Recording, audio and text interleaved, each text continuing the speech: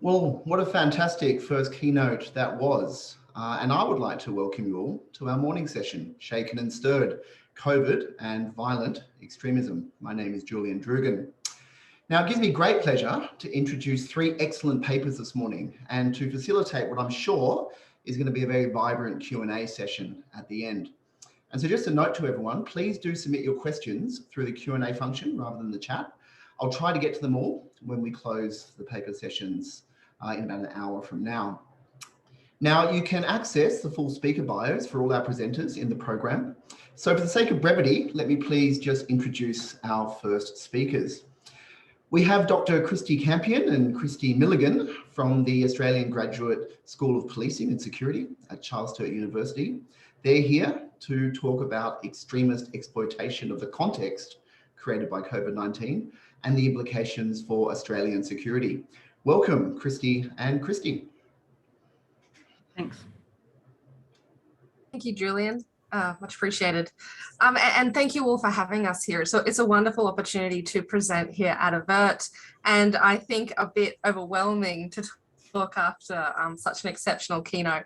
Now, Kristy and I are here obviously to talk about our research around how the COVID-19 context has been exploited by extremists and with specific relevance to Australia.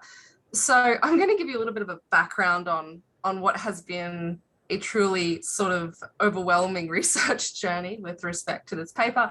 And then I'll hand over to Kristy, who'll sort of take you a little bit deeper as to some of our findings. So to give background, this paper didn't exist in February 2020. It emerged purely as a response to the advent and the emergence of the COVID-19 pandemic. And we were really interested in those early days because, well, number one, we didn't know how serious this was going to be. We didn't know how far-reaching it was going to be or what the effects would be to the general populace, much less to extremists. And the other side of it was, I don't think we expected it to manifest quite in the way that it did. But we were watching and seeing various different extremists online talking about COVID-19, talking about how they could weaponize it and how they could use it to their advantage in some way, shape or form. So we thought, great, let's watch this unfold and see what we can ascertain in that process. So our goal was to investigate what possible extremist-related threats could emerge in the Australian national security context as a result or informed by the COVID-19 context. So we were awarded a grant for this work by Sturt University, and we got a tech tool to help us. The tech tool failed immediately, so we did all this manually. So it was something to do in lockdown, which made it quite enjoyable. And what we essentially did is we began collecting data from across a number of extremist milieus. So we were looking at violent Salafi jihadists, the extreme left wing, idiosyncratic actors, or those that didn't seem to typically fit in sort of established ideological systems, and of course, the extreme right. And that's what we're going to be talking to specifically today, because in 20 minutes, we cannot get through it all. So we're focusing on what has been one of the more interesting and I think important elements of this research. So we began collecting data on, what they were talking about, what they were doing, what they were planning, both in the Australian context and beyond. And so when it came time to analyse the data, we ended up doing two things. So number one, we converted what was initially an action paper into an ideas paper. Because we couldn't get a strong enough data set as related to violent incidents. So essentially what we did was we operationalized Hayward 2007's ideological contours, which breaks ideology down into three primary components, which is that you have an articulation of the current order, you have a desired alternative, and of course you have a theory for political change. So our focus became that first prong, which is what is their articulation of the current order, and trying to observe the sort of interplay that COVID-19 might have on that articulation. And in doing so, we were guided as well by Alfred's theories of ideology, which was that ideology is material and it's observable in the saying and the doing, the knowledge and the action, the narratives and the behaviors. So what we really looked at as a consequence of what came out of our data set was, what are they talking about, and how are ideologies changing? Because the COVID-19 context became this incredible opportunity to actually, we were hoping to see ideology change in real time and in response or connection with the environment created by COVID-19. So it was probably a bigger project than what we realized when we signed up for, but it's nonetheless been quite an interesting one. So I'm going to very briefly talk about some of the things we've noticed in the extreme right. And then I will pass to Kristy, who will take that much further and talk about how that has manifested specifically with the Australian sovereign citizen movement. So briefly touching on the extreme right, your garden variety, fascist, white supremacist, neo-Nazi type groups. We already knew before COVID-19 that they were deeply engaged with the current context. And we saw this across social media. We saw this in encrypted spaces. And we also saw it, in rallies on the streets, certain individuals having a chat outside a specific location. So we knew this because they were talking about things that were deeply embedded in the current context. So they were talking about things like the housing crisis, like real-time, real-world Australian issues. They were talking about corrupt politicians, dodgy deals, and all of this was becoming integrated into their articulation of the current order, their articulation about why the current order is flawed or irredeemable and impossible for them to flourish in. We also knew that this wasn't just confined to the Australian context. So we had observed substantial interaction internationally. Obviously, the attack on 15th March 2019 by Brenton Tarrant is probably the easiest way that can be observed and demonstrated, but it also sort of transcended that as well. So during COVID-19, in the early days, some of the things that we observed was that across the extremist milieus, but more specifically the extreme right, the early days were strategic advice. They were encouraging each other to take advantage of the situation, to train, to recruit, to prepare. According to certain influencers, it was also an opportunity to get your birth rates up. Some really interesting responses to the COVID-19 pandemic. Some were very strategic. Others were a little bit ideological with respect to encouraging people to, to accelerate, to destabilize, to hasten society's inevitable decline. For others, they were encouraging the deliberate spreading of the virus and the targeting of people of ideological significance or symbolism. And so this meant, we stepped away from this and went, okay, well, what are the two broad themes that have emerged from your typical extreme right in this period? And there were two. There was the buttressing category and the expanding category when it came to narratives and how those narratives articulated understandings of the current order. So when it came to buttressing narratives, this was something that we did expect a little bit, but not to the extent that it emerged. So we saw narratives emerge within the context of COVID-19 that were hinging on it, but that nonetheless supported previously established ideological positions. So for example, the significant narratives are against Asian Australians or citizens of Asian descent. Now, that's a long-standing practice here in the Australian extreme right. So that was a matter of continuity rather than change. We also saw it become a vehicle for existing anti-Semitic beliefs. So we'd already had, and we still do, have those beliefs in the Australian extreme right. So they continued. The existing opposition to the political left and political pluralism generally continued.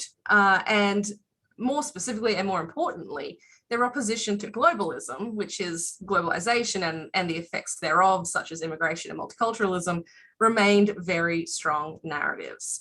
And that's why we saw slogans like, corona is a virus, but globalism is a disease, nationalism is the cure. So that sort of language. So overall, we did observe narratives that really reinforced and buttressed existing ideological contours. But then there was the other side of it, which was the expanding side. So we did see them offer, and this is obviously what Professor Crenshaw noted in her speech, direct encouragement by extremists to exploit narratives that sometimes they didn't even agree with. So we saw them deliberately talk about this with respect to 5G, because they're like, let's escalate hysteria, let's get people riled up. We saw them deliberately circulating misinformation. For some of them, it was strategic, and it was quite clear that they were kind of doing it deliberately without actually believing it, while with others, it was clear that perhaps they actually did genuinely believe the misinformation that they were promulgating. So what we began to notice was the co-adaptation of certain positions and narratives within the Australian extreme right. So by way of example, ideas that we wouldn't normally expect to see the typical neo-Nazis spout was suddenly being represented in their narrative. So we started to see new ideas, new ideologies, or ideological structures, I should say, become integrated into existing ideological systems. So this was obviously impacted quite substantially as well by both international and domestic rallies in opposition to COVID-19 countermeasures. And from what we've been able to sort of observe is that those rallies and the activism that was involved there proved to be quite significant, and in ways that perhaps we didn't necessarily expect when we began. At those rallies, and maybe as a consequence of them, some narratives became more contagious than others.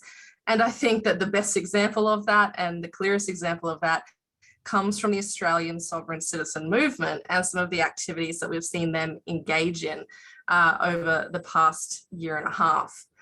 So I'm going to hand over to my co-author there, Kristy Milligan, to expand more on what we've observed within the Australian sovereign citizen milieu. Great, thanks, Kristy. So I'm just going to give a background on the sovereign citizen movement, just its origins and then how it fits into the transnational aspect of it in Australia. So the movement itself started in the 70s in the States as loosely tied up with conspiracism and an anti-Semitic reaction, in that it became an anti-government theme because they regarded that the governments were a corrupt corporate entity. So that's where the Jewish sort of anti-Semitism came into that.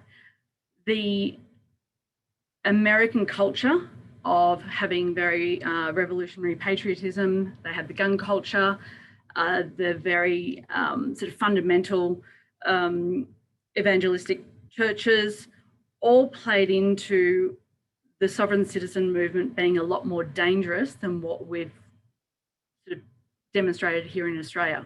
But it's been truly a transnational network with a lot of influences coming through from Canada, especially to Australia, so all the Commonwealth nations. And what we're finding that came along with COVID is that sovereign citizen started rejecting the border controls and the police trying to do their duties.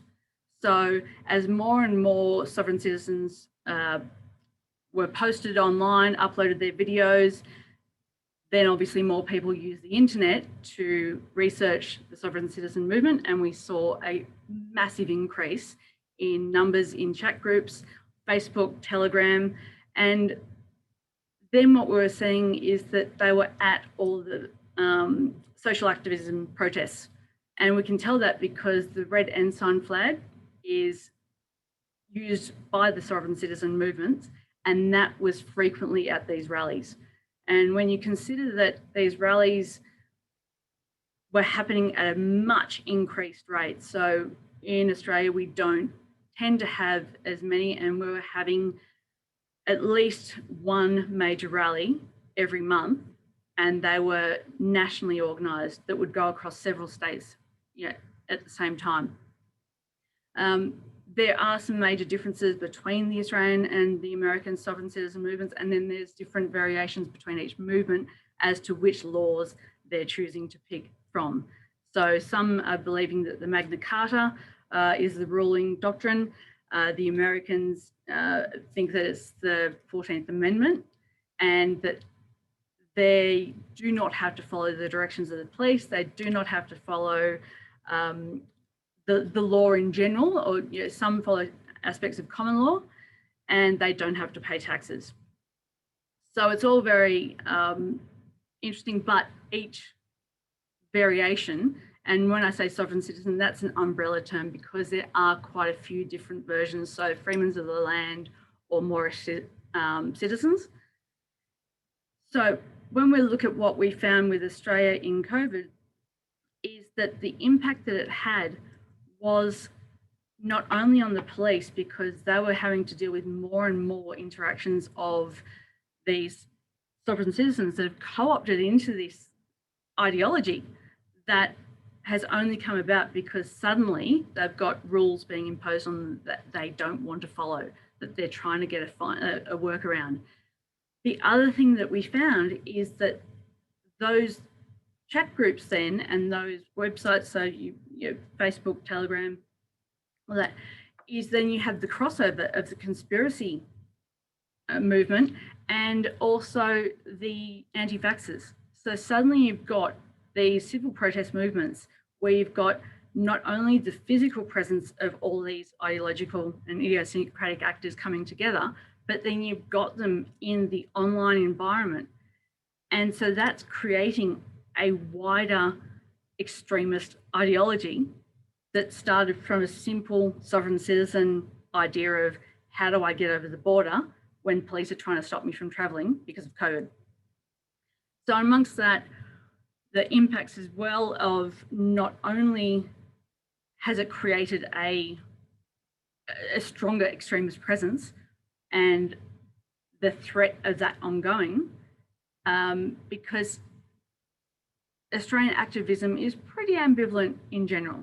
And so all these factors were feeding off the international actions that were happening. So the Black Lives Matter movement was particularly instrumental in a lot of these things. And because you get those right-wing actors coming in and then having the opposing activists all happening together at one time, that's escalating the violence. So what we've generally found in Australia is the sovereign citizen movement was not lethal, unlike the American system that we've found that sovereign citizens are targeting law enforcement.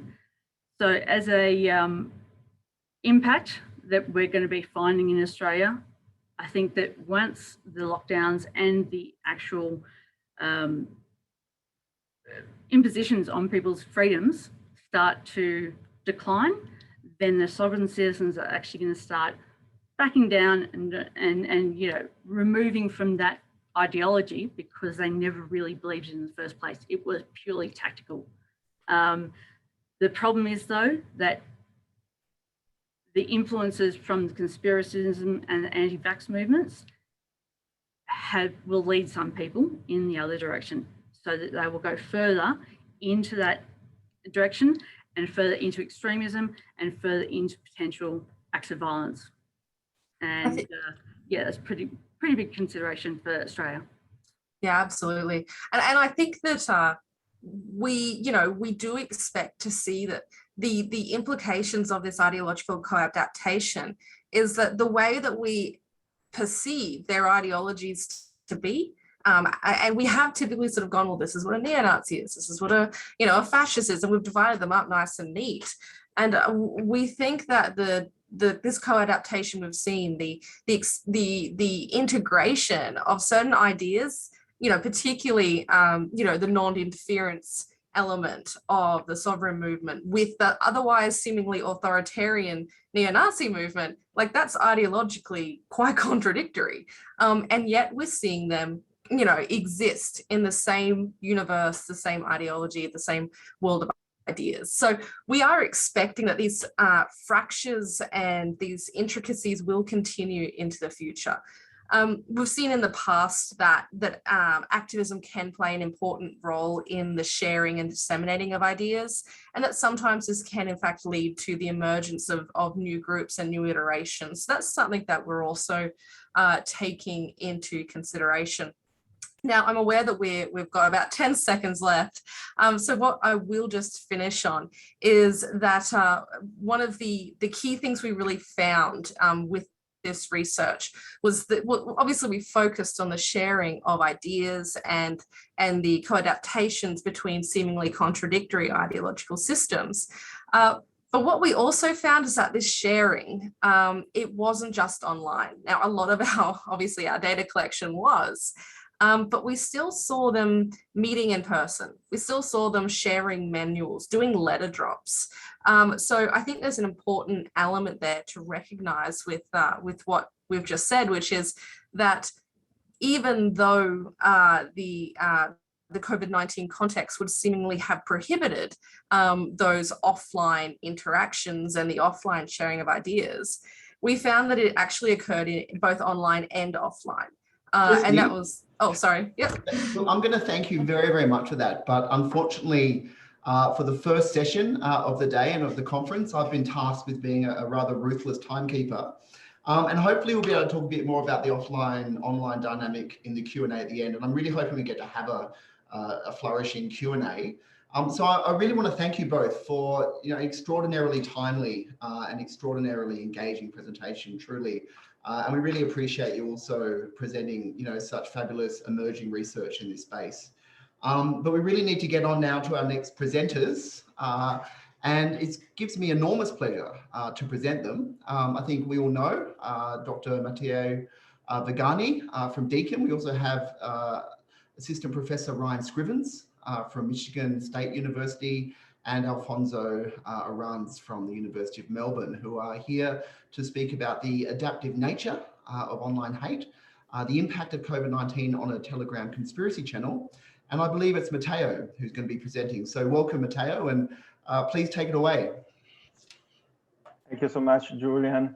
I will share my screen now. Yes. And just a second. Okay.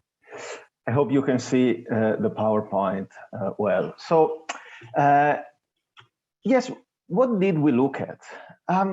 It is well documented. We know that the pandemic triggered an increase in conspiracy theories circulating online, and it triggered a wave of hate speech against targets such as Asians, Jewish minorities.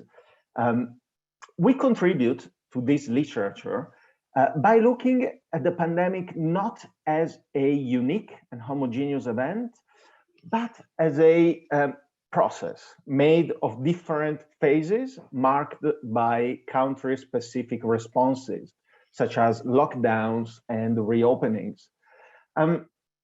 Since the beginning of 2020, we found many conspiracy theories circulating online about the origin of COVID-19. Some suggested that the virus was created by the Chinese government to intentionally attack the West. Others suggested that the pandemic is a hoax, encouraged by domestic elites to legitimize control of the population.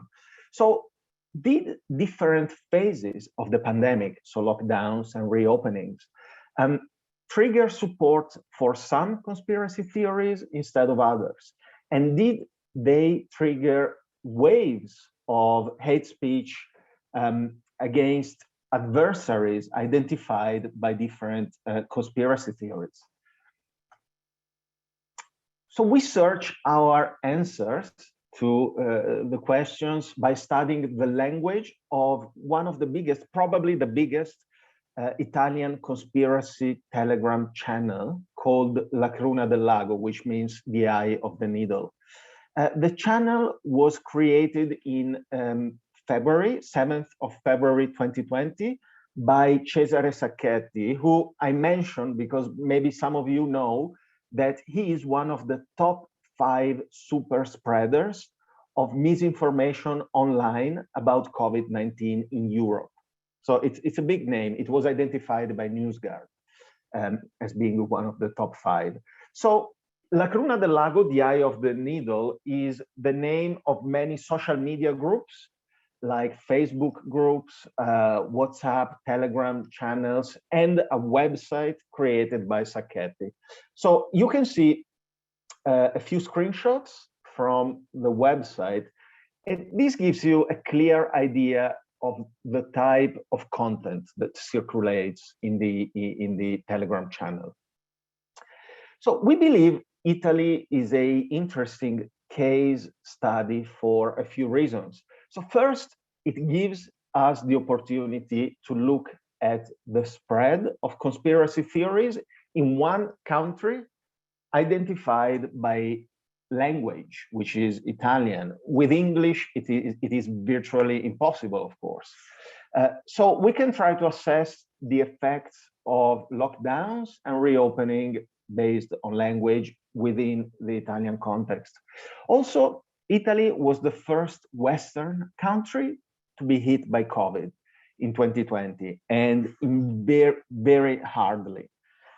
It experienced very distinct phases. So at first, when COVID hit at the beginning, there was national unity, and COVID again struck very hard in February and March.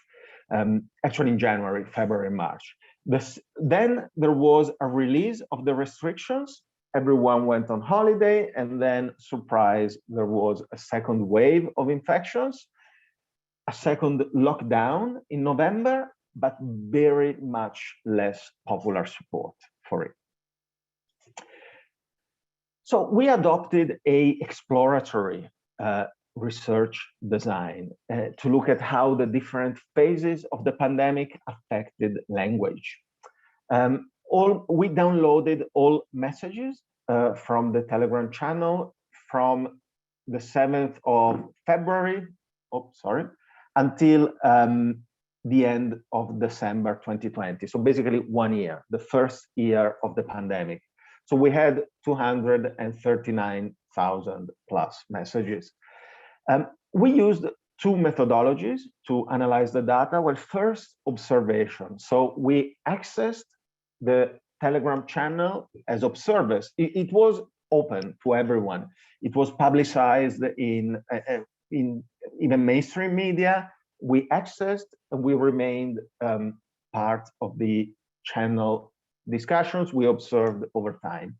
Observation was really important to interpret and set up the automated text analysis. We used 2 approaches here, a modeling tool called Top2Vec, which identifies groups of words that constitute semantic clusters.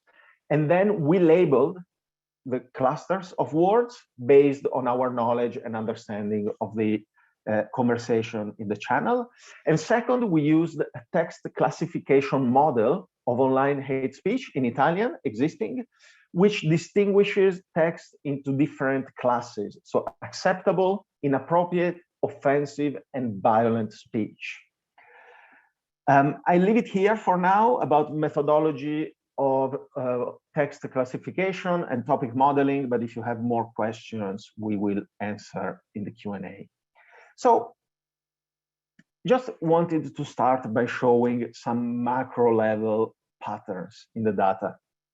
So you can see that the channel activity increased over time and reached its peak during the second lockdown. Second, it is interesting, we believe, that a large portion of the group activity was driven by top posters at the beginning of the year, but then by grassroots posters at the end of the year, especially during the second lockdown. Also, it's not displayed in the figure, but the top poster of the Telegram channel is not the creator, Sacchetti, but it's a user, which we will not disclose the name because we want to keep it anonymous, but a user who displayed Italian and American flag on their username. So this already suggests a key focus on US politics and issues. And fourth, the content shared in the Telegram chat was mainly originating from mainstream channels like YouTube, Facebook, and Twitter. So let's look at the topic modeling. These are the 6 topics most discussed in the channel, and they make up over 80% of the conversations. So they mostly talk about these things. We can see clearly 2 peaks in the discussions. The first happens right before the first lockdown, and it is a peak of conversations about illness and health. So we think that this reflects very high concerns about the virus at the beginning of the pandemic, which was perceived as a very real and deadly virus at that time in the Italian public opinion and in the Telegram channel. The second peak is after the second lockdown, and it is an increase in conversations about US politics. It is also important to say that the presidential elections in the US took place 3 days before the second lockdown. So they kind of coincide, the 2 potential trigger events. So let's go back 1 second to our research questions, which I introduced at the beginning of the presentation. So did different phases of the pandemic trigger support for some conspiracy theories and not others? And did they trigger waves of hate speech against adversaries identified by different conspiracy theories? So since the beginning of the pandemic, we proposed that there are 2 broad conspiracy theories about the origin of COVID-19. First, a foreign-focused theory, which portrayed COVID-19 as created by foreign adversaries, China, to intentionally attack the West. Second, a domestic-focused theory, according to which the pandemic is a hoax promoted by domestic adversaries. The first one, the foreign focus, is associated with anti-Chinese, anti-Asian hate. The second time is associated with hate against certain professional categories, especially healthcare workers and journalists, media workers, who are seen as exaggerating the pandemic and the virus. So they are complementary, but not alternative, foreign focused and domestic focused. And they tended to circulate even together in communities that already share pre-existing conspiratorial beliefs. So we know that people who believe in one conspiracy theory see other conspiracies as more plausible. So we identify in particular in our Telegram channel 2 main conspiracy theories that are broadly shared by people in the channel: QAnon and the New World Order. I won't go in much detail describing them. There will be a lot of sessions about QAnon. But let me tell you that QAnon borrowed many elements from New World Order, which mainly worries about a globalist takeover of a separative elite led by Jews and by left-wing socialists. So let's look at hate speech against the adversaries identified by different conspiracy theories in the Telegram channel over time. So we can clearly see 2 peaks in the data. First, before the beginning of the first lockdown, exactly when there was a peak in the discussions about hate, health and illness and concerns about the virus, there was a peak in hate against the foreign adversary, China.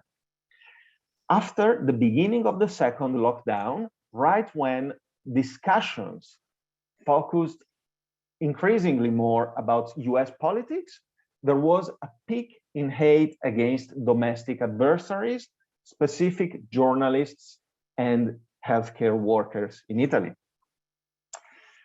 Discussions about other adversaries identified by QAnon and New World Order, like Jews, banks, financial elites, pedophiles, remain in the background the whole time. They never disappear, they stay there. So what do we get from our analysis? Well, first and most importantly, we find that when COVID-19 is perceived by online communities as a significant health threat, narratives tend to promote a foreign-focused conspiracy theory, where China is blamed for a new bioweapon fabricated in a Wuhan lab. However, over the course of the pandemic, and especially after the beginning of the second lockdown, when support for the lockdown was very low, the conspiratorial narratives aligned with a domestic-focused theory, in that Italian elites, specifically aided by journalists and healthcare workers, were blamed for exaggerating the threat of the pandemic. Interestingly, in correspondence with the peak of discussions about US politics, we did not detect an increase in hate against US targets identified by the QAnon theory, like pedophiles, Obama, Clinton, but only against Italian journalists and healthcare workers. So it might be the case that the Telegram channel adapted the QAnon theory and US-based conspiracy theories to their own Italian context. And instead of turning against US adversaries, like Obama, Clinton, they increased hate against adversaries consistent with US-based conspiracy theories in the Italian context, such as healthcare workers and journalists. So this suggests something about, how the QAnon theory spread globally, although it's a very US-based theory. The findings also indicate that targets of hate within online conspiracy communities adapt to the changing social and political environment, and they respond to public opinion climate. So, and this happened in months, not in years. So within the same conspiracy Telegram channel, over the course of a few months, they changed the main target of hate. Okay, it is important to acknowledge that we tried to distinguish between different conspiracy theories like foreign-based, domestic-based, QAnon, New World Order. They are conceptually distinct, but they present so many overlaps, and they are many times merged and discussed together within the same group at the same time. So I can talk more about these in the Q&A if you're interested. Let's go quickly to the policy implications. Well, previous research suggests that conspiracy theories can predict different behavioral outcomes. So depending on whether COVID-19 is believed to be a hoax or human-made, people are more or less compliant with, wearing a mask or social distancing, or even doing lockdowns.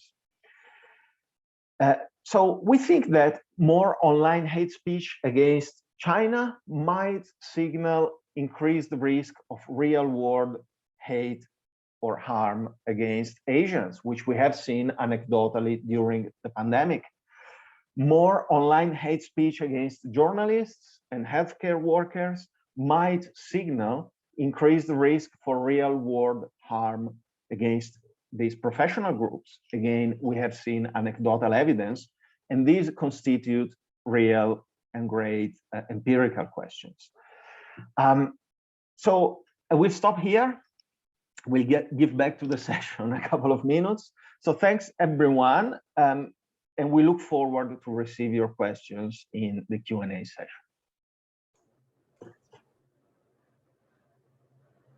Matteo, thank you so much for such a fine-grained presentation.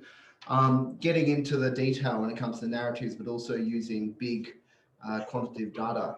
Absolutely fantastic presentation. I've got lots of questions, and this would also be a good time, I think, for audience members to be putting their questions down in the Q&A. Hopefully we'll have some great questions coming through at the end of our next presentation in about 20 minutes for some discussion. And our next presenters are going to be talking about crisis points and looking at countering violent extremism under a state of emergency. And for that, we have the wonderful presence of Associate Research Fellow Lydia Khalil from, of course, Deakin University, and also from Deakin we have Mark Duckworth, more specifically from the Alfred Deakin Institute for Citizenship and Globalisation. Welcome both of you, and please take it away for your presentation. Thank you so much, Julian. I'm going to share my screen, so just bear with me for 1 second while I get that going. Hopefully everybody can see that all right. Thank you for having us today. It's a real honor to be with our fellow presenters talking about these issues. And for our presentation today, I'm going to brief you on a research project that I'm conducting along with colleagues at Deakin University called Crisis Points. It's a program of research that's examining the intersection between extremism and political violence and natural disasters. And I'm joined by my colleague and research team member, Mark Duckworth, who will also be co-presenting with me today.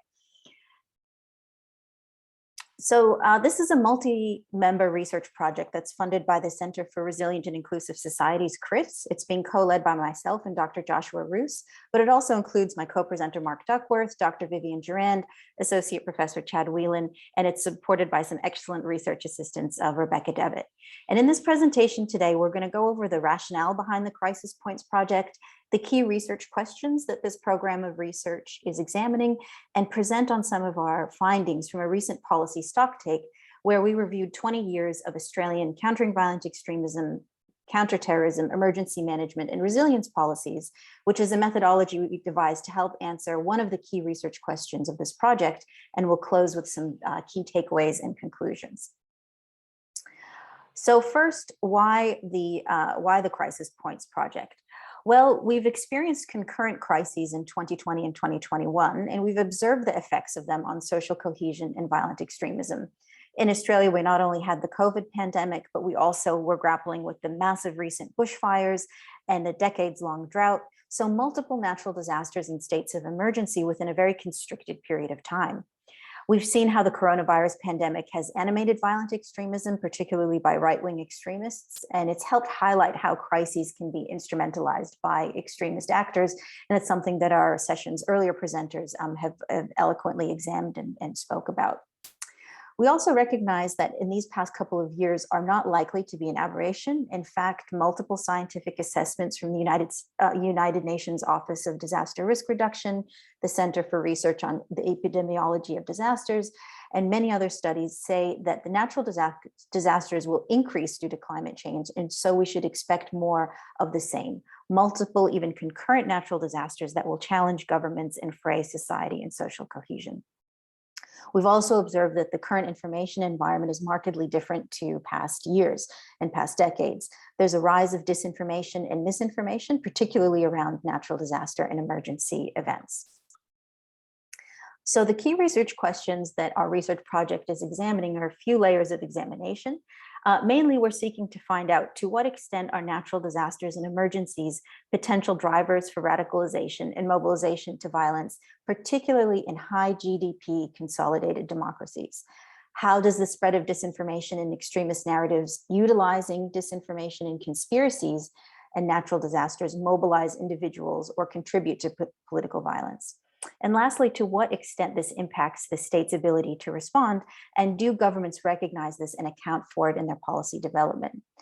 And so to answer the third question, which is what we're going to be presenting on today, do government policies and strategies account for the integrated issues of disaster response, disinformation, and the potential for political violence, we reviewed Australian government policies to ask if these policies have incorporated our thesis concerns and are equipped to address them.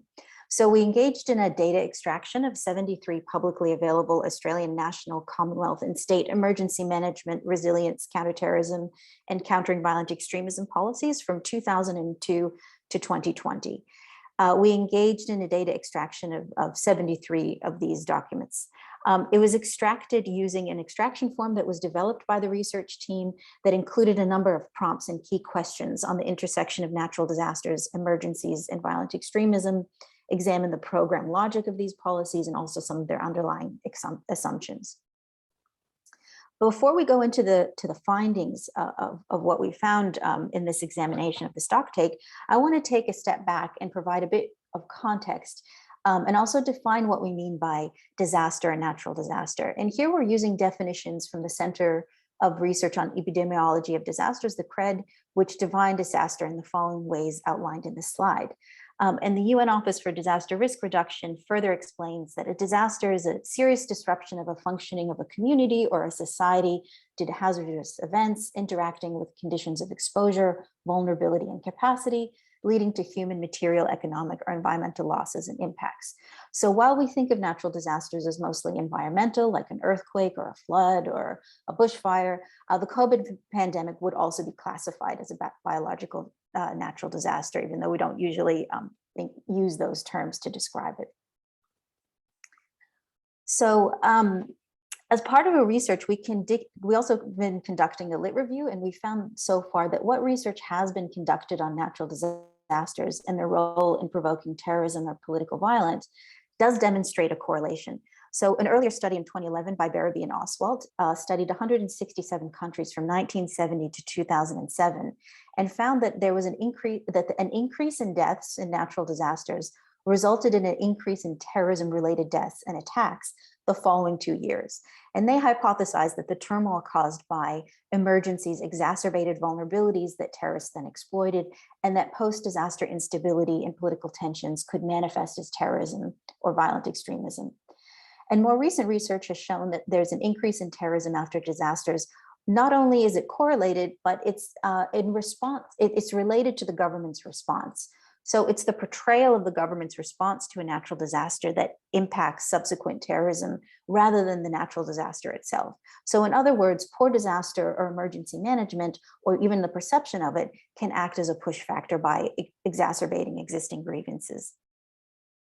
These previous studies into the effects of natural disasters on political violence demonstrate that disasters can also have structural effects that affect the distribution of resources, can provide the motive and incentive for violent action. But much of this study on natural disasters and political violence has been in developing and in conflict-prone regions, and rarely has it been done in advanced economies and consolidated democracies.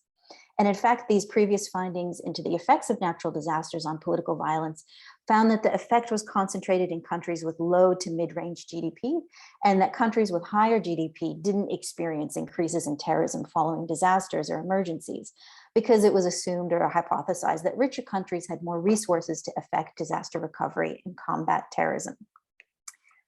However, because of the different information environment that we're dealing with now, we hypothesize that this effect or correlation will in fact impact high GDP countries and consolidated democracies, because with this predicted rise in disasters and emergency, there's been an equally unprecedented spread of misinformation, disinformation, and a contestation about the causes and origins of those crises.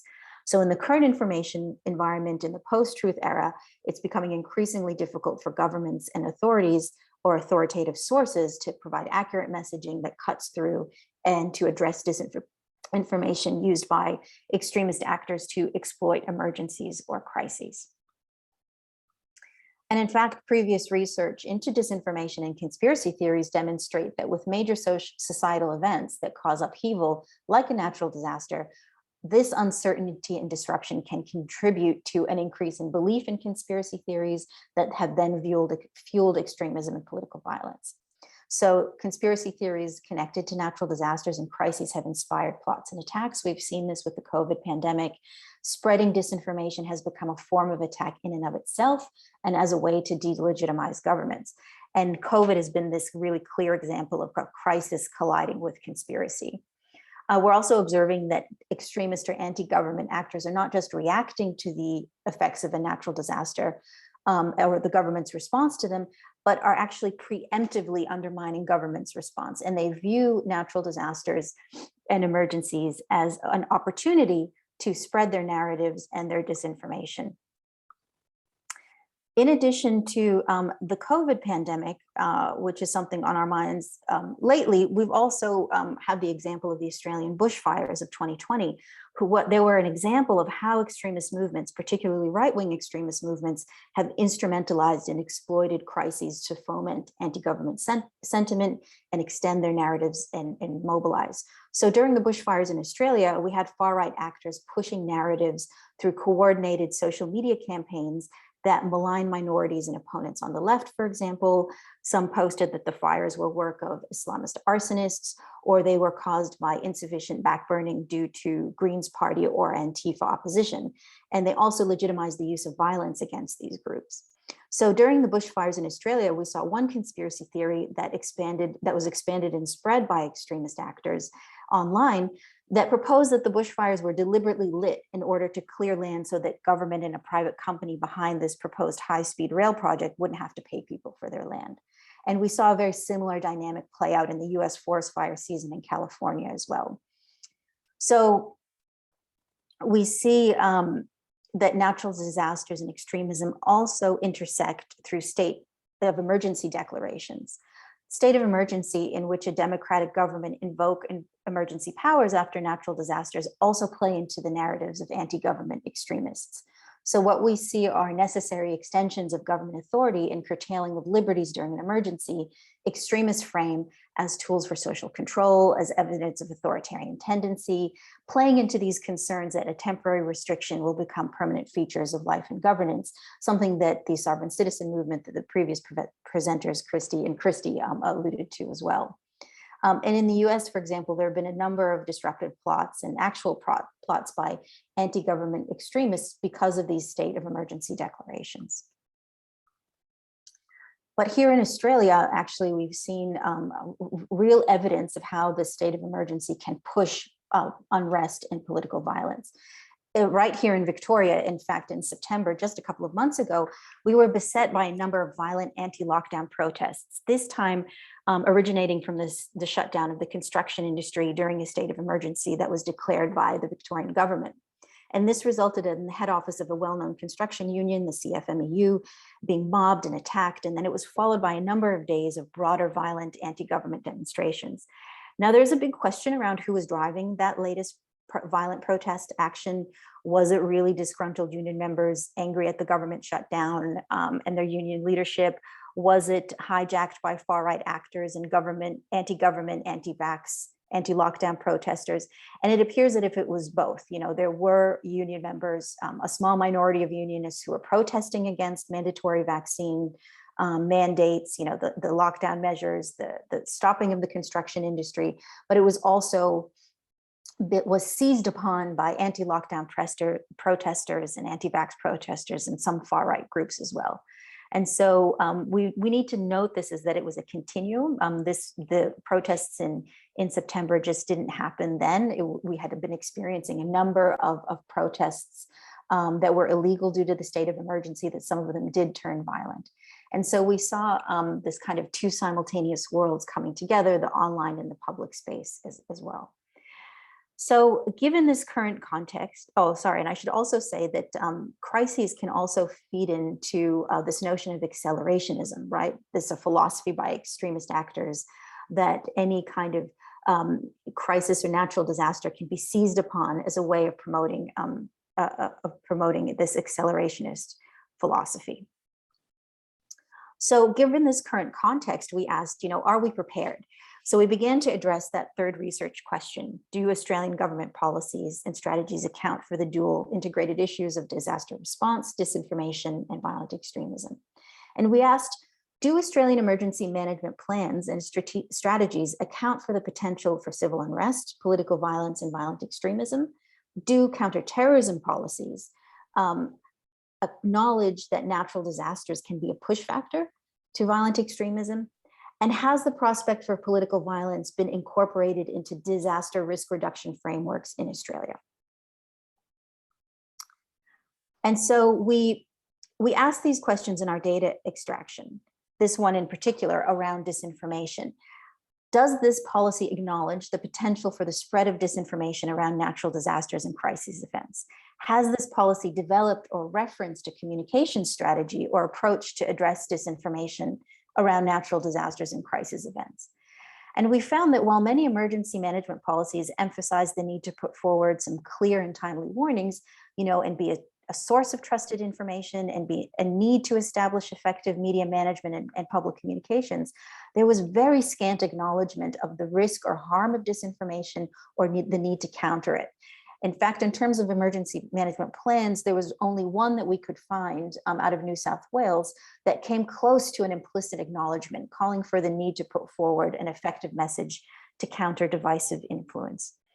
A number of CT and CVE policies acknowledge the need to counter narratives around terrorist propaganda, but again, none of them explicitly acknowledge the role of disinformation and conspiracies, not just propaganda and ideological narratives. In fact, no CT policy has acknowledged the role of disinformation and what it plays in fomenting grievances, establishing conspiracies, and eroding trust.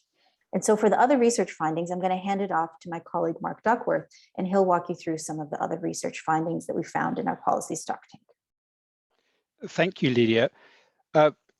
Very briefly to cover some of these findings and the extent to which these policies address these issues. This here is a quote from the Royal Commission to National Natural Disasters, and it makes it quite clear, of course, that warnings must come from a trusted source, such as a government or emergency services agency. But one of the things that is not envisaged is that there may be other people who will be putting out disinformation which might counter that.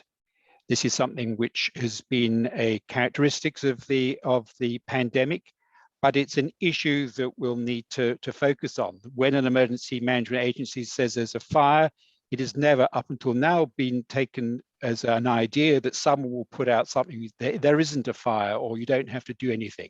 So this is a particular problem.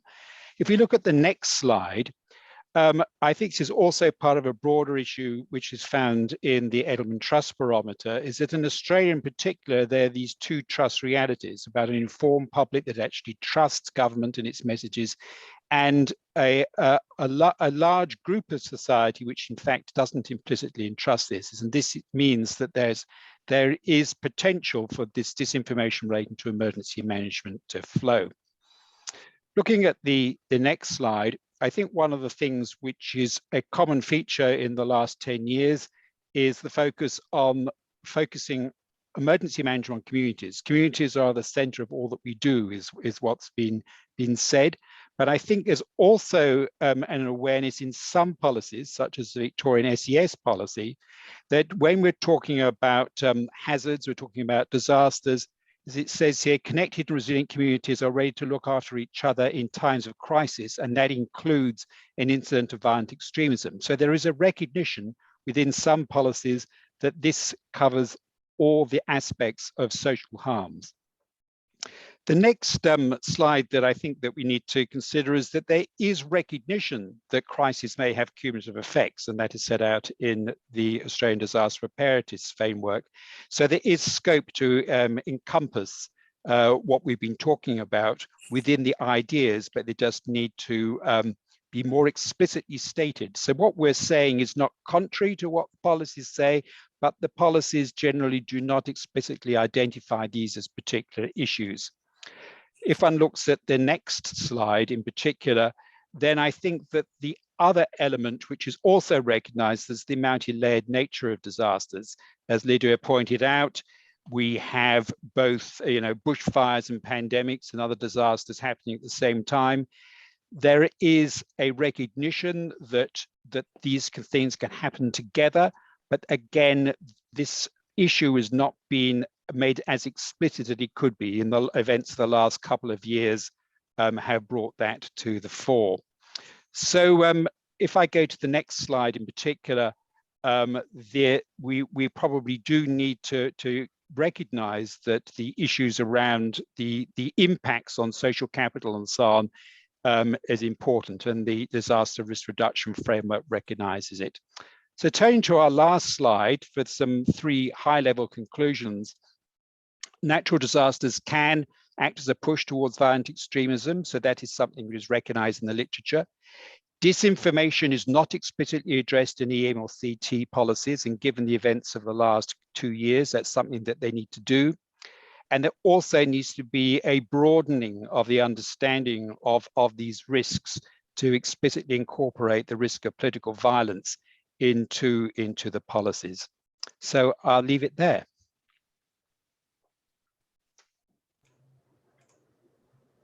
Well, thank you very much for that fabulous presentation and looking at the other side of the coin around government response, and also looking somewhat into the future.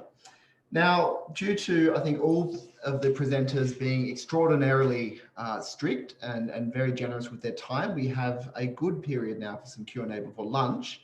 If you do have a question out there in the audience and you're still not quite sure whether to put it into the Q&A, now is definitely the time to do it. Please do put a question in if you have one.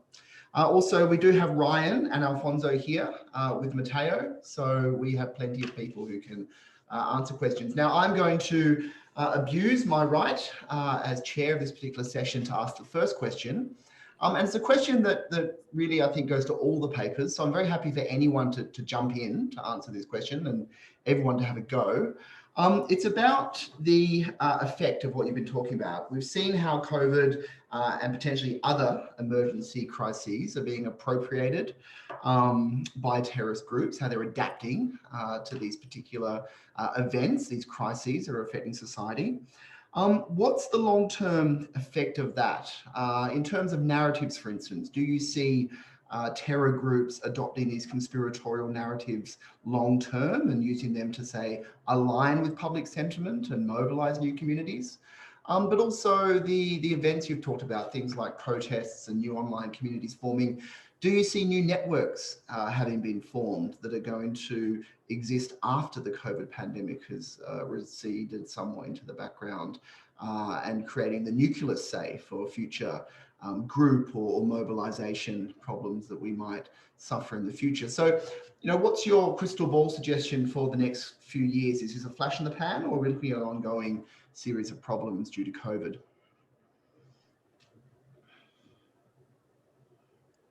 I'm happy to throw something in there. From a law enforcement background, the increase in civil protests, it has been massive. I certainly know from my time in the New South Wales Police that we didn't have a statewide collection tool for recording the protest, the legal protests that were submitted and approved. So to have so many protests happening at the one time is pretty significant. And I think that one of the major effects that it's actually going to have a knock-on effect is that the anti-government and anti-law enforcement theme is going to be quite massive over the next couple of years, because unfortunately these police have had to actually deal with things even that they didn't want to deal with.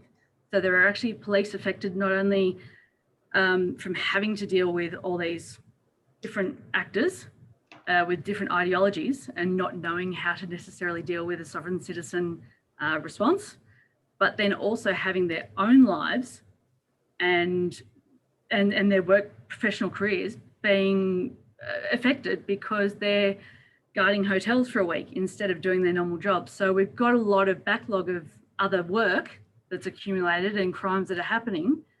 And it's just that knock-on effect. So I think that we're going to continually have for the next couple of years until it settles down. I think there's going to be still a lot of anti-government and antitrust feeling.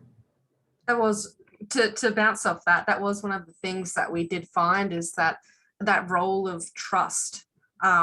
It's never been so significant, I don't think, because we found that that trust once lost proved to be more problematic than perhaps we originally expected. And it's not just trust with the people and their institutions, but also with people inside organizations as well, particularly those frontline organizations. So they have been dealing with some difficult circumstances. But if we step away from them, the other side of it is we had two areas that we identified that loss of trust. One, obviously, government. No surprise there, but the other was the mainstream media. And this sort of touches on what I think Lydia was referring to before, which is when people are disengaging from mainstream reporting, because it may in fact be problematic, you know. So one of the things we picked up on throughout the data collection period was a particular newspaper running a particular story because it was more entertaining for the readers and it wasn't actually quite correct. And when you're talking about COVID-19, that's an earthquake for some people. And so it really did drive people towards seeking answers elsewhere. Yeah, no, absolutely. That very much chimes with research that we're doing at the moment as well. And I should say I've been taking notes through all of your presentations as they've been going. Does anybody else have any thoughts on that particular question, or I can move on to another one? Well, I might chime in quickly, Julian, to say that definitely the weaponization of disinformation seems to be a long-term trend by extremist actors or anti-government actors in general. So regardless of what kind of scope or transformation some of these movements that have come out of COVID, like the anti-lockdown protesters, will take in the future, that we're not necessarily sure of at the moment, but definitely that trend of weaponizing disinformation is going to be a key one. And in terms of trust as well, that's like a big trend that we've been finding. And I might turn it over to Mark too, who can talk a little bit about trust, because he's running separate research projects on trust flows. And so those two kind of key issues around trust of institutions, of authorities, and also amongst each other in society, and the weaponization of disinformation, I see are two key trends going forward. Well, I think one of the points is that trust involves a reciprocal relationship between two individuals or an institution and a group. And that's one of the things that some communities are saying, whether they are engaged in some of the particular problems that we've outlined or otherwise, is that excuse my dog barking, that essentially we have if we have a breakdown in that reciprocity, then it creates a problem. I think the other point to make also is that in relation to these things is the opportunistic nature of exploiting some of the problems that exist at the moment. Is that in fact people say, is this a long-lasting trend or something not? Various groups will exploit what's available to them. And I think that's one of the other things to consider. Yeah, absolutely. Well, if nobody else wants to jump in on that one, we have a question that's just come in. And this question also is open to everybody. So I'll leave it for you to jump in on this. Someone has asked that being able to observe just how social media amplifies long-standing issues, for instance, increasing speed, interaction, reach, and interplay in ways that were unimagined recently. They're concerned that the diversity and speed of these issues is outpacing our ability to recognize and to respond. How do we adapt when traditional approaches are often excruciatingly slow-moving, such as legal processes? And where do we draw the lines between government and civil society in terms of responsibilities? I think COVID's really brought some of these issues to the fore, and certainly this issue of social media. Many of you have mentioned disinformation, misinformation already. So would anybody like to jump in on that question?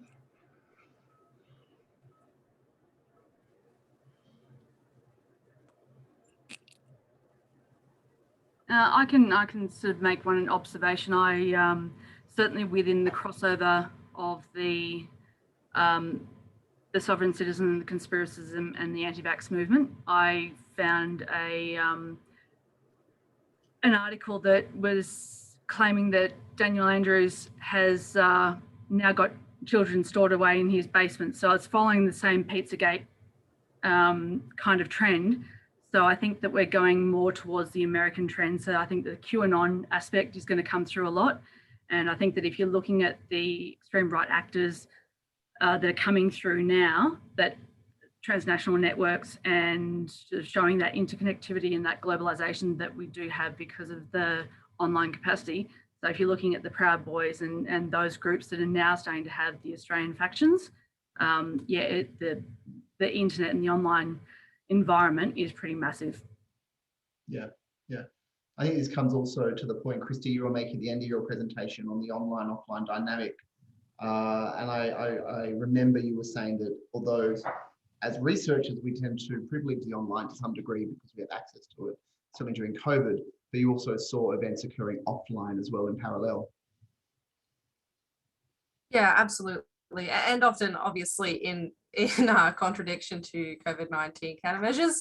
So that was interesting from the perspective of, that in the early days of COVID-19, there were a great deal of very learned scholars saying, that increased time online may lead to an increased likelihood of exposure to extremist materials.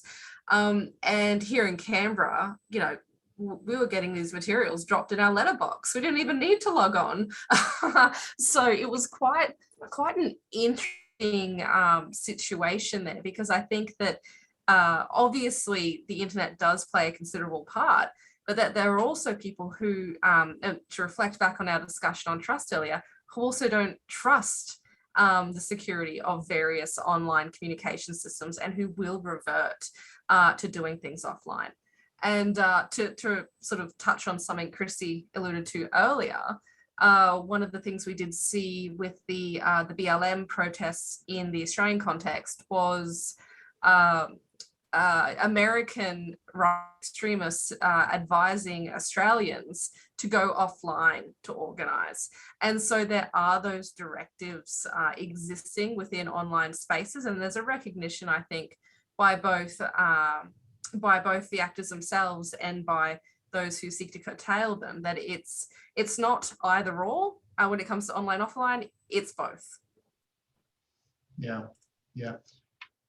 We have another question that's come in, and this is really about government response and what can be done about these conspiratorial narratives, these crisis narratives that have occurred during the COVID pandemic. But I think, as we've also mentioned, there are other emergencies both in the past and potentially in the future as well that we could think about here. When these crises occur, some people are obviously nervous, anxious.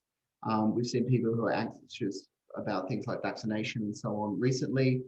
How do governments respond in a proactive way to prevent those wavering individuals, those anxious individuals, from being pushed to the fringes of public discourse, polarized, if you will, and almost demonized in some cases, and pushed to those fringes where the extremists lurk, extremists of many different ideologies and persuasions?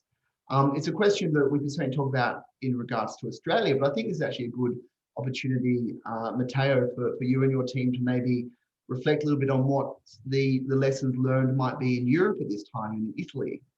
Is anything happening there with the lead they've had on us in Australia on trying to create, if you like, societal CVE programs or PVE programs to prevent this radicalization occurring during COVID? Yeah, and I also would like to connect to Cameron's question about recognizing and responding. I think in both, there are two distinct areas, recognizing and responding, of course, and they need distinct approaches. But in general, everyone is going towards a integrated system, I guess, or at least trialing the development of integrated systems in which there is a attempt to integrate data from different sources, different government organizations, different civil society and government organizations, which pose a long list of problems related to legislation, data privacy, sharing of information. I mean, it's really, the list of hurdles is long. But I guess this is the challenge of the next new years, because extremist groups, conspiracy theorists, and then what have you, they do not, let's say, they are not facing the same challenges because they don't care about legal constraints of sharing data. We do, but they don't have to be, you know, a barrier to our efforts, but we need to respect human rights at the same time. So this is the challenge, I guess. It's nothing new, but we need to be quicker in how we process things. I don't know if my co-authors want to say something about this, in particular, the relation between on and offline violence. I know Ryan has written a lot about it. I guess I'll say one thing about the on and offline dynamic. We recently published a full paper last year in TPV looking at the on and offline relationships between violent right-wing extremists, largely in a Canadian context. And we found very similar things. The on and offline worlds were very much intertwined around people's identities, people's need for security, so on and so forth. So I think but I do think it's an interesting area of research to continue to pursue because there really isn't a lot of work in that space. I guess I'll take a little bit more of a pessimistic approach in how we can try to like catch up to or try to respond to the evolving nature of conspiracy theories, terrorist and extremist use of the internet more broadly. We recently, well, I guess about a year ago, myself and Maura Conroy and Logan McNair wrote a paper, and it was a little bit negative in the sense that we kind of framed out the historical and contemporary trends in right-wing extremist use of the internet. We called it the persistent online presence of their activity. And what we found is not only have these folks been using the internet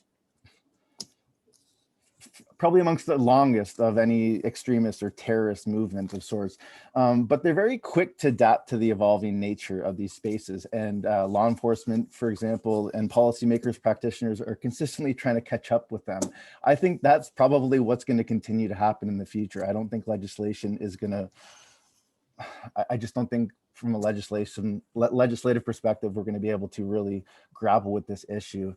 I guess one way is to continue to try and make sense of these trends as they evolve, but they're evolving quite quickly. So I guess I just take a little bit more of a pessimistic perspective in this regard. Yeah, okay. Thank you. Now I think we have time for one more question if nobody else is going to jump in on that one. And this one's also to Matteo and co, but I think it also certainly applies to, for instance, the sovereign citizen movement. And the question is, what was the impact, if any, of elected politicians or other mainstream figures on conspiratorial thinking, you know, in the channel that you're observing, or in Italy more broadly? In Australia, we've had several elected politicians, entrepreneurs, if you like, political entrepreneurs, spreading conspiracies and misinformation, and they arguably have had more impact than anonymous internet users. So, you know, anything in your data and Telegram data from Italy, but also, you know, the situation with the sovereign citizens, I think would be useful as well. Yep. Look, I guess the main aspect related to this was the influence of the US presidential elections. And Donald Trump was really, I guess, the main influencer of the Telegram channel, which tells a lot about how, you know, it's really a global political context in which you don't have to look at domestic politicians only, and how the messages from US elections were adapted to the Italian context. That's basically one of our main findings. So it's really, there was a strong influence of American politics in general in our data set. We didn't specifically look at the impact of any Italian politician, although maybe Alfonso, who worked on the data, remembers a bit more. But Italian politicians, I think, were cited throughout the year quite a lot. Yeah, I guess the issue with Italian politicians is that they were a bit of this background noise that you could observe constantly. And there were a lot more, and this is where I have to hand it back to Matteo, but it was just harder to associate them with anything in particular. They were all being sort of equally criticized for everything. And we saw the usual suspects, perhaps Salvini, what's it called in English, the five-star movement, but there was no pattern. So we sort of focused on the stuff that really changed, which was the journalists. and the healthcare workers, and that was very obvious in the data, and that's what we're presenting. Yep.